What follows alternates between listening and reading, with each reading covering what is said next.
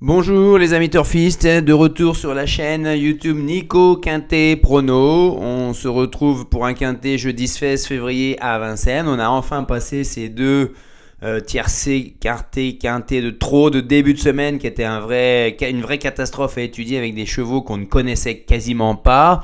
Alors ça a fait le bonheur de certains. J'ai vu qu'il y avait un quintet dans l'ordre qui est tombé à 250 000 euros.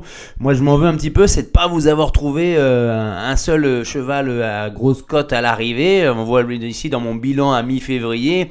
C'est le fiasco, le coquin. J'en trouve pas un. Alors qu'au mois de janvier, par exemple, j'étais à 45% de réussite dans les 5. Alors tout ça, toutes ces sélections-là, vous les trouvez en deuxième partie de vidéo. En première partie, je vous livre mon pronostic. Et là, on est des chiffres assez satisfaisants. 50% de réussite dans mes tiercés, 40% au quarté, 30% au quintet. Ce sont des bons chiffres. Allez voir ailleurs, de toute façon, si vous le souhaitez. Pour confirmer ce que je vous dis. Donc, on va essayer de continuer ce jeudi avec une confiance assez forte, avec une course à Vincennes bien sûr, toujours sur les 2700 mètres de la grande piste avec un seul échelon de départ. Ça s'adresse à des 7 et 11 ans qui n'ont pas gagné 341 000 euros. C'est des chevaux bien... Alors il y a des chevaux étrangers, ils sont quand même 1, 2, 3, 4, 5, 6 et ils ont une chance quand même assez prépondérante, notamment pour la victoire. Ensuite... que dire, ils ont entre 7 et 11 ans. Moi, je vous le livre au niveau de... Alors voilà, les conditions de course dans le passé sont les suivantes. Dans des conditions similaires, on a quand même plus d'une probabilité sur deux que le quintet ne dépasse pas les 100 euros. Il va falloir trouver l'ordre, je pense, demain. Ça me paraît évident. La réussite du premier favori est assez forte dans les 5 premiers. La présence du premier et deuxième favori, par contre, vous voyez, de 22% seulement dans le quartet. Donc 9 et 12, il y a plus de chances qu'ils ne soient pas tous les deux à l'arrivée, alors qu'ils sont quasiment des coups sûrs, on dirait. Moi, je vais pas vous mettre le 9 en béton ni en copain, je vais vous expliquer un petit peu pourquoi. Et au moins un cheval plus de 7e favori, c'est dans 2 quintés plus sur 3 seulement. Donc, est-ce qu'il va falloir aller choper ici ? De toute façon, dans mon pronostic, vous allez voir, pour moi, l'arrivée ne sort pas de 10 chevaux. Vous allez me dire, ça fait beaucoup 10 chevaux, bien sûr. Il faut faire des choix encore, mais tout ce qui est en dessous, là, ça peut pas rentrer pour moi. 2, 4, 5, 7. Alors, allons-y avec mon pronostic. C'est pour ça que je vous mets en tête le 12 Fast Time. Je tente un coup de poker. C'est-à-dire que déféré des 4, c'est 82% de réussite. Sur 2700 mètres grande piste, c'est seulement 5 sur 10. Mais quand il est déféré des 4, c'est 5 sur 5. Avec un record de 1,12,3 sur 2850 mètres. Donc sur 2700, c'est quasiment 12. Donc là, si on n'est pas capable d'approcher les 12 en réduction kilométrique, on sera derrière Fast Time. Surtout qu'Abrivard estime qu'il va pouvoir lui proposer 2-3 arrangements au niveau de son embouchure, du mort et ainsi de suite pour qu'il soit encore plus performant jusqu'au poteau. Il pourrait faire une petite surprise avec le 9 Oracle Till parce que lui, bien sûr, il est au-dessus du lot a priori. Parce qu'il nous a éclaboussé de toute sa classe depuis qu'il est arrivé en France chez Duval d'Estaing. Comment dire, il enchaîne victoire sur victoire. Mais la dernière course, il a gagné en se relâchant par contre, à la fin.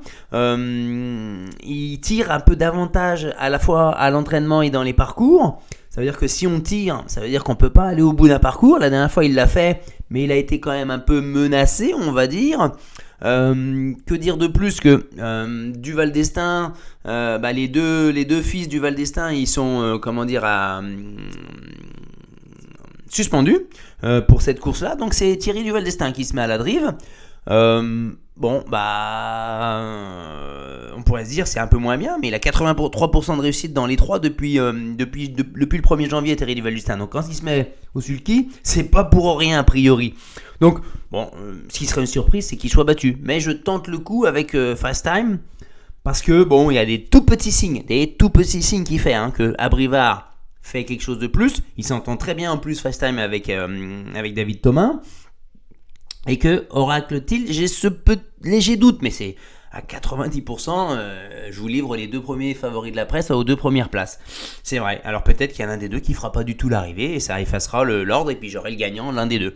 Voilà. Ensuite, on enchaîne avec bien sûr le 8, Eric Zoel. Je le place assez haut parce que il m'a vraiment bien plu sur son dernier parcours. Il termine les 500 derniers mètres en 8-7, 1-0-8-7.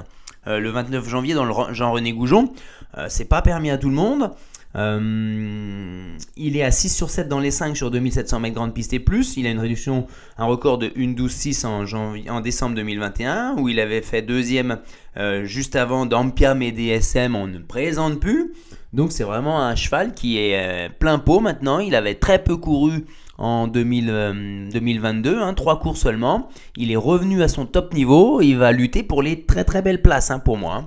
Ensuite, on met Gaspard de Brion, quasiment indissociable de Fast Time. Après, il nous a laissé un tout petit peu sur notre fin lors de son dernier parcours, où il a bien fini, mais sans plus, quoi. On doit se contenter d'une 7e place. Une fois, il avait éclaté des 4 fers en pleine ligne droite alors qu'il avait quasiment course gagnée. C'est pas la sécurité sociale, on va dire, le 11 Gaspard de Brion. Pourtant, il est à 9 sur 13 dans les 5 sur 2700 mètres grande piste et plus. Il a une réduction kilométrique record de 11,9 en février 2022 derrière Goéland Dauphin qui lui est devant une Sentol qui vient de faire 3e du Munich dans une course fermée à 515 000. Donc sa place, elle est théoriquement dans les 3-4 premiers, quoi, Gaspard de Brion. Il peut lutter pour la victoire, mais il faut qu'il lève un petit doute quand même. Ensuite, on y va avec le 1 Cyrano de B. Alors lui, c'est plus dur ce meeting-là. Il a fait une rentrée en janvier, après une contre-performance en novembre, où il a été un peu malade. Il est mieux loti ici avec un départ à la Volte, où il va pouvoir être à la pointe du combat, et c'est ce qu'il lui faut. Il faut absolument le racheter, je pense. Au-delà de ses stats, où il est à 7 sur 7 dans les 3 premiers sur 2700 mètres grande piste et plus, avec un record d'une 12,9. Il est déféré des 4, il est dans des catégories quasiment similaires, même si c'est vrai c'est le petit poucet de la course, il est à 2, il a le numéro 1, il est qu'à 260 000 de gains pour un plafond à 341 000, mais c'est un 7 ans. Donc, comme Eric The Hill, comme Oracle Till, comme Gaspard de Brion, les 7 ans, s'ils ont autant de gains que les 8-9 ans, c'est qu'ils ont plus de classe, ils sont plus forts. Ensuite, donc, il n'y aurait pas eu de doute sur la dernière course de Gaspard, j'aurais inversé avec Fast Time, mais si Abrivard se met sur Gaspard, c'est parce qu'il en est le propriétaire, donc il ne peut pas se mettre sur Fast Time. Ensuite, on y va avec le 3 Favori Liton. J'ai bien aimé sa dernière course. Il a reculé dans la montée en étant à la corde, et il a retrouvé une ouverture en deuxième épaisseur pour replonger à la corde et bien finir. Il monte certes légèrement de catégorie. Par contre, avec Nivard, il va lui faire un petit parcours à la corde aux petits oignons. Il aime bien se placer. Il démarre vite à la Volte et il se place. Il n'y a pas trop de jeu de relais. Il peut bien faire. Il est à 7 sur 13 dans les 5 sur ce parcours. Par contre, il a une réduction que de 13,3. Et 15 sur 20 quand il est déféré des 4. Donc, c'est le cas. Voilà. Donc, une valeur sûre, on va dire, pour être dans les 4, 5, 6, 7e. Il va faire sa course maintenant. Mais est-ce que ça suffira pour rentrer dans le quintet? On va tenter le coup. Ensuite, le 10, Elliot d'Ambry. C'est un peu mon coquin, mon deuxième coquin derrière Cyrano de B. Vous allez le voir. Le 10, Elliot d'Ambry. Il est à 12 sur 20 dans les 5 sur 2700 mètres grande piste et plus. Et il a une réduction kilométrique de 12,5. S'il reproduit cette réduction-là, il n'y a pas de souci, il rentrera dans l'arrivée, il ne sortira pas du quintet. Par contre, c'est vrai que j'aime bien, en plus il est drivé par Pépé Ploquin, il est déféré des 4, l'engagement est bon, il a moins de marge avec ses 9 ans, mais il peut bien faire, attention à lui, ne le négligez pas. Et enfin, je termine avec le 13 007 Z Gare, avec Eric Raffin, son sulky, qui vient de plutôt bien courir aux montées. Il fait un peu tout, le monté, l'attelé, la vitesse, la tenue, même si sur les parcours de tenue, je le vois envisage plus pour une place dans le quintet, mais il avait été deuxième en octobre 2021 devant Echo de Champ-le-Cy, donc excusez du peu. Ensuite, il a été absent 1 an. Il est revenu, il a fait 3 courses ferrées, de rentrée, se remettre en condition physique après ses déboires, et il a fini 5e le 31-12 dans un lot où Le premier poteau était fermé à 320 000 et le deuxième échelon était à 625 000. Donc il est sur la montante, derrière il a fait une course aux montées, il est à 6 sur 9 2700 mètres grande piste avec un record d'une 12,9, donc sa place elle est là, on va dire. Hein. Donc je vous disais que ça sortirait pas de ces 10 chevaux là, voilà, avec en regret je vous ai mis les deux, 14 et 6, à vous de gérer. À vous de gérer, demain en dernière minute on verra les cotes, mais le 9 il va être écrasé d'argent, il sera peut-être intéressant de le jouer battu, sinon déjà que si ça sort pas d'ici, et si c'est en plus le 9 qui gagne, on fera pas fortune, mais bon, on pourra quand même toucher quelques centaines d'euros, 1000 euros, 2000 euros maxi dans l'ordre. Attention, hein. Il faut s'attendre à ça. Le béton fast time, donc je reste sur mon ordre. Hein.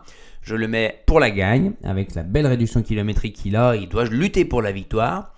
Ensuite, le copain Eric The Hill, là il est sur la montante, c'est sa course, il va être dans le quintet pour moi. Le coquin du quintet à belle cote, ça sera Cyrano de B, on va pas tenir compte de ses dernières courses et on va penser qu'il va être sur la montante et progresser. Il l'annonce quand même à 30 contre 1, ça sera un cadeau. Hein. Ensuite, la déception, ça pourrait être le 7 Eastwood Park. Et les fantômes, j'élimine le 2, le 4 et le 5. Même dans les 5 premiers, là, quasiment. Hein, c'est économisé, même en champ réduit, ces chevaux-là, je pense. Hein. On se retrouvera jeudi pour le quintet de vendredi à Cagnes-sur-Mer. On va descendre sur la Riviera pour un beau quintet plus, je l'espère. Allez, abonnez-vous. On est quasiment 4000 maintenant. Les pouces bleus, n'hésitez pas. Hein. Il y a beaucoup de monde qui regarde des vidéos. Il y a plus de monde qui regarde des vidéos que je n'ai d'abonnés. Alors que normalement, les autres pronostiqueurs sur YouTube, ils sont à 20-30% de leurs abonnés qui regardent les vidéos. Là, vous êtes un nombre, un phénomène à regarder les vidéos sans vous abonner. C'est dommage parce que je vous livre des posts des fois sur la communauté. Et si vous n'êtes pas abonné, vous ne l'aurez pas. Allez, à très bientôt. Bon jeu demain.